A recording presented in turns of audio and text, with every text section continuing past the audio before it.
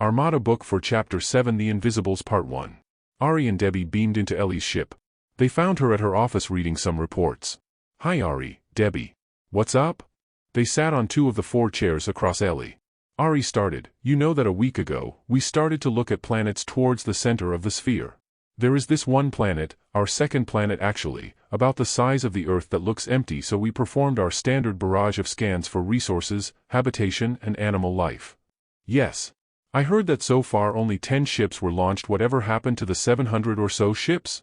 Ellie asked. They are still working on it. But the 10 ships we have were assigned a planet each, and our ship found this strange planet and General Cook told us to contact you. Ari said.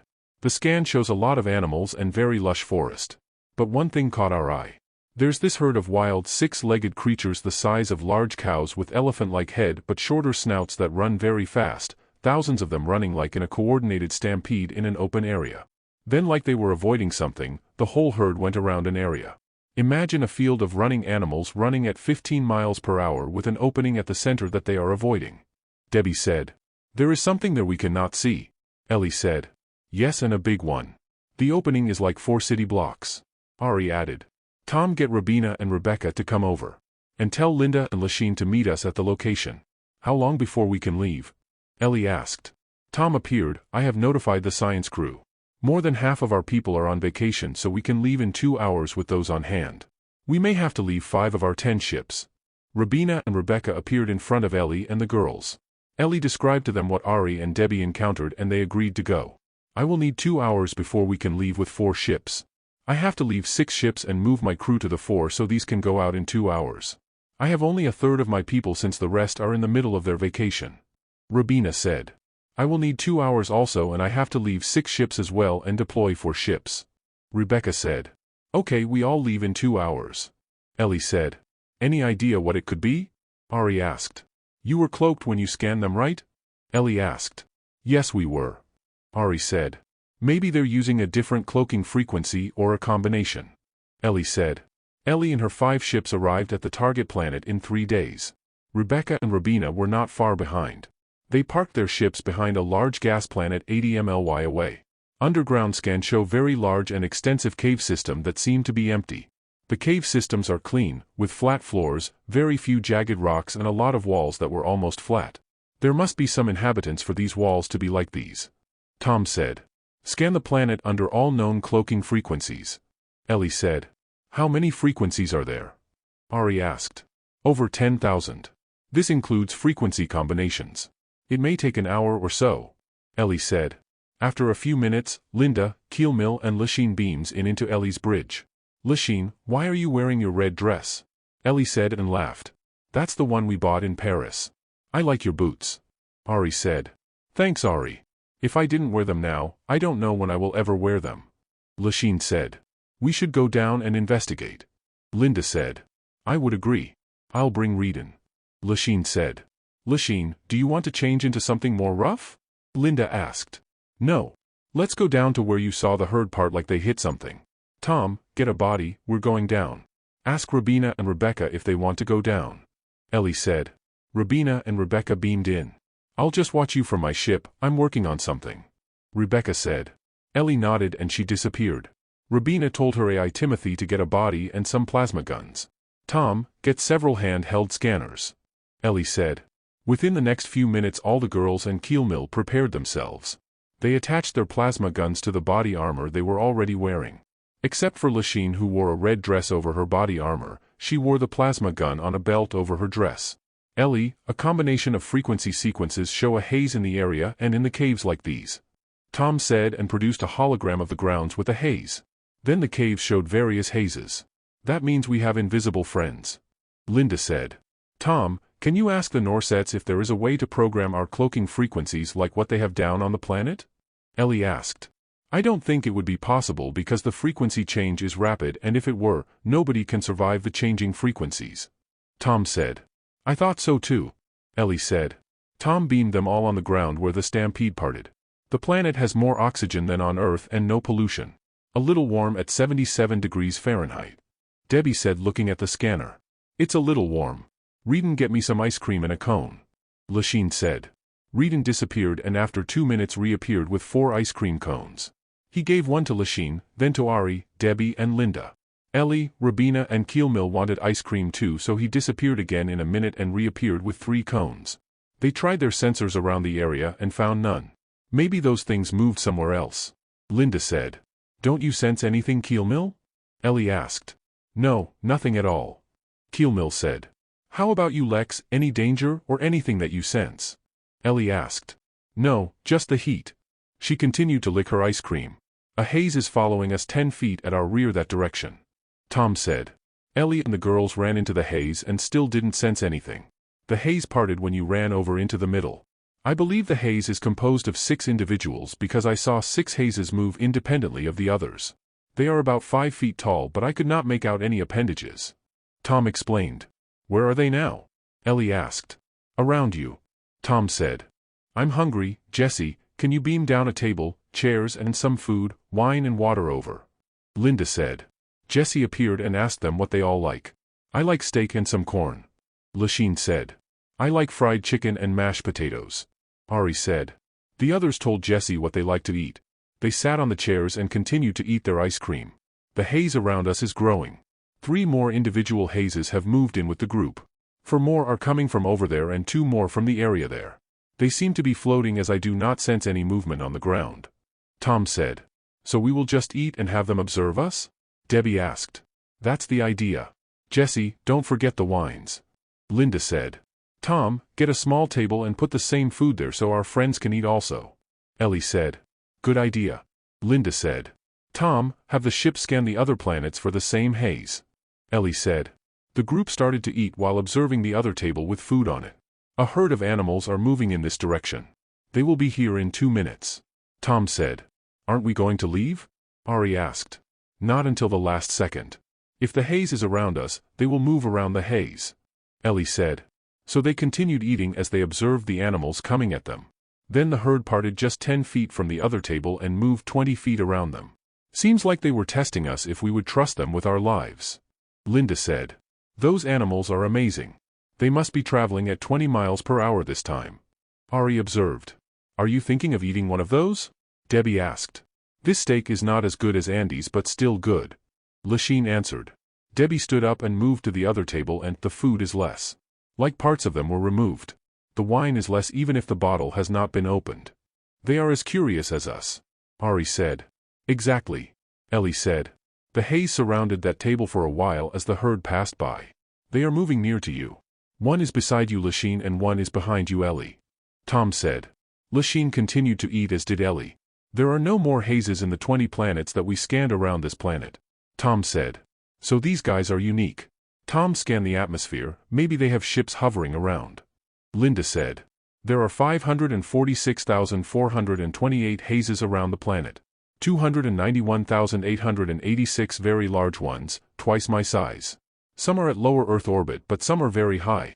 Tom said. So they have ships in orbit. Tom, can you sense any of these invisible ships moving out into deep space? Ellie asked. None, Ellie. The haze ships are just sitting there. Given what you know, how many individuals do you estimate there are in this planet, Tom? Debbie asked. 16.9 million, give or take 500,000. Tom, cloak all of us. Maybe they can see us better when we're cloaked. Ellie said. Linda and Ellie stood and moved to the other table, then went back to their seats.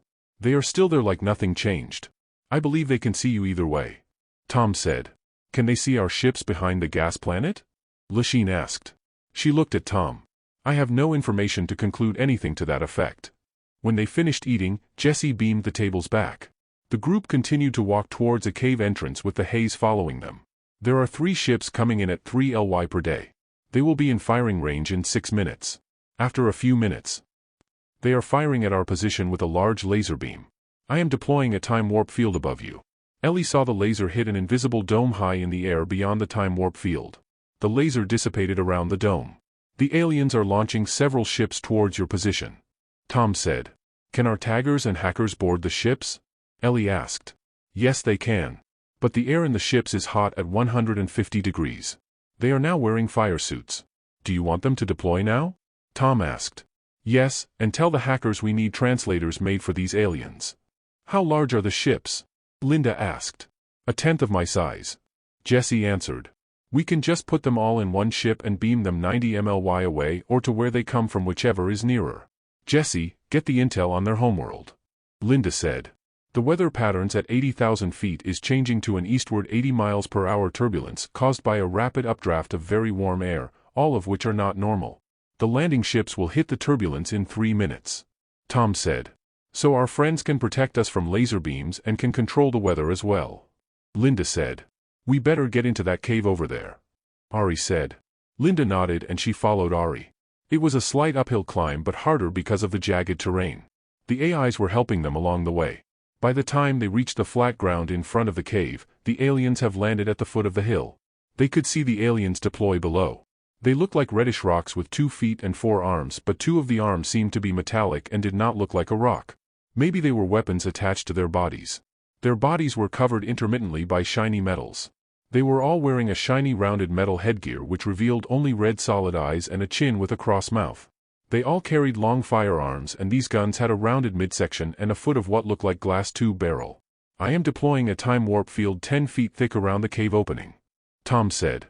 Make sure the hackers get some of their armaments and study them. Ellie said. Let's go inside the cave. Lachine said. Keelmill took point and the girls followed him. Lachine was at the rear. Reedon put a time warp field from the entrance and 10 feet into the cave. There is a group of haze 10 feet in front of us. Maybe about 10 individuals. Tom said. Their sensors still does not show anything. 2 haze individuals are stuck in our time warp field from the outside entrance of the cave coming in. Tom said. Tom, can you estimate their mass and beam them inside? Ellie said. It would be safer to turn the time warp field off and then beam them inside. Tom said. Do that. Ellie said. The 2 hazes have beamed in front of you. Putting the time warp field on again. Tom said. So now they know we can move them around. Linda said. I get it, we can bombard them with cloaks under waves that may cancel their frequency combinations. Tom, ask Rebecca if she can work on this. Rabina said. Very good, Rabina, that might work. Ellie said. What if it hurts them? Debbie countered. We'll try it on 1 individual. Maybe half of an individual. Ellie said. Let me try talking to them. Tom, tell me where they are. She proceeded to walk towards the group in front of them. 1 directly 12 o'clock, 1 at 7, 2 on your right at 3 and 1 at 5. Hello, my name is General Linda Bourne. We are humans and we come in peace. We would like to talk to you. This is Ellie, Lachine, that's Ari and Debbie, and these 2 are Rabina and Keelmill. That's Tom, Reedon, and Jesse. I wish to thank you for protecting us from the laser blast. She moved to address all the locations Tom mentioned. Half of the aliens outside are stuck in the time warp field. They stopped to think it over. A group of haze suddenly appeared behind the individual in front of you, Linda. They are now moving towards you. Tom said. Linda and the girls turned to look at the haze. The ships are ready to barrage the place with counter-frequency mixes. Tom said. There would be no need for that. A voice from in front of them sounded. Excuse us. Who are we talking to? Ellie asked. Several alien beings appeared around them. 15 in front, 10 on their left and 8 on their right. They were smaller at just above 5 feet with rounded bodies with a large belly, 2 long arms and 2 short legs. They had hair all over their bodies about an inch thick. Some of them had colored hairs, like dog furs. Their arms extended to a foot above ground and their heads were angled like a rounded wedge, the end of which looked like their mouth. Their eyes, or what look like eyes, are like black buttons on a wedge face with no nose or ears. They noticed some had red button eyes, and these red-eyed creatures have white fur without any accenting colors. They are talking to you telepathically. We cannot hear them because they are not producing any sound, but we can hear them from vibrations from your implant. Tom said. Linda introduced the group again. So do you have names? I am group leader. Our names are very long and I don't think it's practical to say it. I can hear them think. This guy's name is really long. How about the first 3 sounds of your name? So we can differentiate you guys. What if we call you Sungungun? Keelmill said and pointed to the leader. I guess you can call me Sungun. The leader said. Keelmill, how long is his actual name? Lachine asked. 100 times Sungun. About 200 syllables. That's why they talk telepathically. I can see these guys laughing and joking around like Max. Keelmill said. You can see that? Sungun asked. You were telling me that, so I hear and see. Keelmill said. Okay, but they can't, Sungun said, pointing to the girls. So what do you call yourselves? Linda asked. The name of their species is also long, but we can call them Trunties. Keelmill said. Okay, Sun Gun, why are you invisible? Ellie asked. We drink this water from an underground stream and the very small crystals make our bodies invisible. We can be invisible at will. Sun Gun said. How come your ships are invisible? Linda asked. They also take in the water. Sun Gun said. So your ships are living beings? Yes, and it talks to us and we talk to them like this. Their names start with Crimson and so on. Sun Gun said. You mean you talk to these Crimsons by thoughts? Ellie said. Yes. There are millions of Crimsons, some small and some big. We can also tell it to move us anywhere on the planet and they transport our bodies anywhere we like.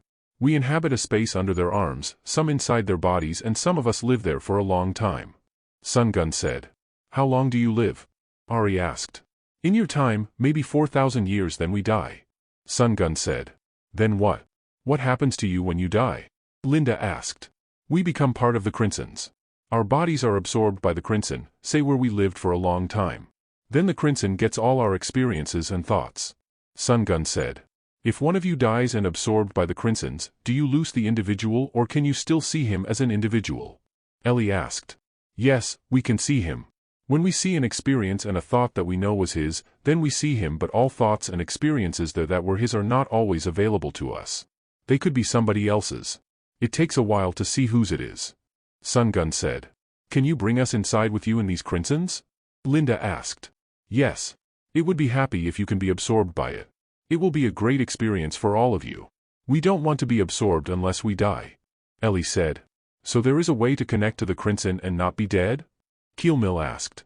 Yes, you just stand inside, we will hold your hands and it will know you. So if we go with you inside these Crimsons, we will not die and we can still go back to our ships? Lasheen asked. Yes. But I do not see any ships. Our ships are very far from here. These are our ships. Ellie said and pointed to the AIs. Tom is my ship, while Reedon is Lasheen's ship and Jessie is Linda's ship. She pointed to the AIs one by one. You have small ships that look like you? No, they just represent themselves to look like us. Our ships are really very large. Ellie said. What about the other aliens that attacked us? Ari asked. They come from a planet and travel to our planet in 20 days. They have been trying to get into the underwater stream for a long time now. But we simply hide and they do not succeed in getting into us and forcing us to tell them where the water is. When they shot a laser at us, why did you protect us? Ellie asked. Why did you trust us to protect you? Did you actually think we would protect you? Not really, but you did anyway. Linda said. Yes, because we like your food. Very sweet and they make us feel good. But you did not eat much. Debbie countered. Oh, we eat very little. A small piece of your food can actually feed thousands. The water we drink takes care of our bodies well. Linda, I will go to the Crimson. I think it would be best that you all stay here. Keelmill said. I agree. Sun Gun, Keelmill here would like to visit your ship and be in contact with your Crimson. Linda said. Sure. He looked at one of the Trunties and Keelmill and the Trunties disappeared. Which of the food did you like best among our food? Lasheen asked. The meat is good, but we really do not eat meat. The one you were eating while walking is good too. In fact, we like them very much. Then the one in the crystal container makes us feel good. You were eating our ice cream while we were eating them? Ari exclaimed. 3 of us did. That is so gross. Debbie exclaimed. We have a lot of those. Do you want us to give you some of those? Ellie asked. Yes, very much. Sun Gun said. Tom beamed several boxes of wines, ice cream, and steaks. We can invite you to our ship and maybe you can taste all the food in the galaxies. We have at least 9 different alien species in our ships and we have their food. Would you like to see our ships and taste our food? Lasheen asked. Yes, how many of us can you take in? Sun Gun asked. My mess hall can handle 300 in one area. Let's start with 100 of you. If you like later you can get other in. Linda said. Logical enough. What sorts of aliens do you have on your ship? They may find us strange and may not accept us. Sun Gun said. Our concern is that you may not accept them. These aliens are our brothers and sisters in arms. We live and fight together. We hope you will find and accept them as normal as you do us. Ellie said. Let Tom see your first 100 and we will transfer all of you to our ship. Linda said.